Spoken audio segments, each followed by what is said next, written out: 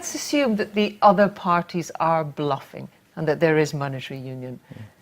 The Bank of England, with those assets, will be running the Scottish economy effectively. That's not independence. Well, the Bank of England is in charge of monetary policy. It's independent of government. It sets interest rates independent of government. We don't set interest rates at the present moment. George Osborne doesn't set interest rates.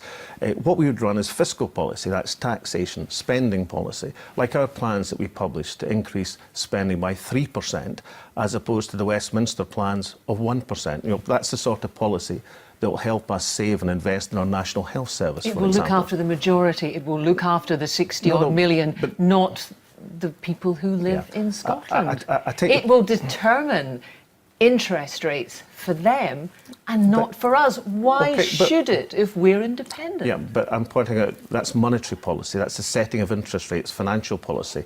What we will control is 100% of our fiscal policy, the ability to collect all of our tax, including the vast revenues from the North Sea, and governing our spending, as opposed to having it dictated to us, as it is at the present moment, from Westminster. That is the financial freedom. And for things like the National Health Service, the difference between a Scottish government being able to decide to invest in a National Health Service, or alternatively be at the mercy of the privatisation agenda, the cutbacks that are happening in the National Health Service in England and are forecast to happen, which would then undermine our public health service.